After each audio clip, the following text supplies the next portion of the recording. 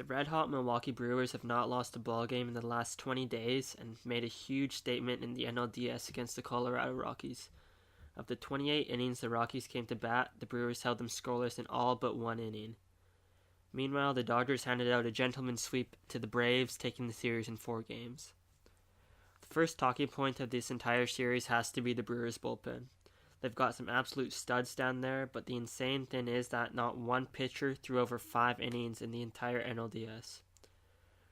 The Brewers have named their first 3 starters, those being Gio Gonzalez, Wade Miley, and Yuli Chacin, and Craig Counsell is going to rely heavily on their 5 main bullpen pieces, those being Corbin Burns, Corey Knebel, Joakim Soria, Josh Hader, and their closer Jeremy Jeffress. A lot of these guys can go more than 1 inning, so if any starter gets in trouble early, there's a good chance that these guys can come in and shut down the Dodgers lineup in a hurry. The big worry for Brewers fans is the fact that their starting pitching is nowhere near comparable to the Dodgers. They're going to have to rely heavily on their bullpen, and while the bullpen's absolutely electric, over the course of a 7-game series, there's a very likely chance that they will be overworked. For the Dodgers, their main strength is their starting rotation, no question. Hyun-Jin Ryu pitched a stellar scoreless start in Game 1 of the NLDS after a 2018 campaign where he managed a 1.97 ERA. A day later, Clayton Kershaw definitely had some added motivation after not getting the call to start Game 1 and threw 8 scoreless, giving up just 2 hits.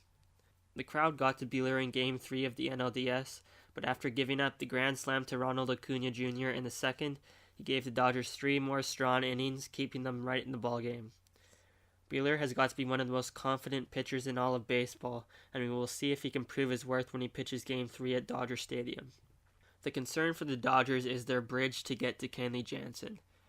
They do not have much depth at the back end of their pen, but I think Kenta Maeda is going to have to be relied on heavily in the later innings, along with Pedro Baez, who has had quite a good year overall. Ryan Madson has had a lot of postseason experience, but he isn't the same guy he once was. Even when the Dodgers get to Kenley Jansen, it isn't a sure deal anymore. He's been up and down the entire year, but he definitely has the experience pitching late into the postseason that this Brewers bullpen does not have. One more interesting point is that Julio Urias was added to the NLCS roster, leaving off Scott Alexander. Alexander has been the Dodgers' best lefty out of the bullpen, but Urias definitely offers a lot more upside and can be used in an attempt to slow down Christian Yelich in late-game situations. The Dodgers led the National League in runs scored this year and put up 20 runs in the NLDS against the Braves. Unfortunately for the Brewers, the Dodgers are not the Colorado Rockies. The depth of this lineup is insane, and it gives Dave Roberts the luxury to match his lineup to whoever the Brewers throw at them on the mound. Meanwhile, the Brewers have quite a balanced lineup, and they have the best position in the series, that being Christian Yelich. They've got some speed at the top of the lineup with Kenny Yelich, and got some power with Jesus Aguilar, Ryan Braun, and the Moose Mike Moustakas in the middle of the order. They also have Eric Kratz, who pretty much became a folk hero in the NLDS. Alright, now it's time for my prediction.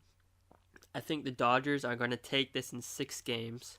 The Brewers starters do not match up whatsoever to the Dodgers, and I think the Brewers are going to be playing from behind for the majority of the series. The bullpen is going to win the Brewers 2 games, but to rely so heavily on the bullpen is going to end the Brewers season here in the NLCS.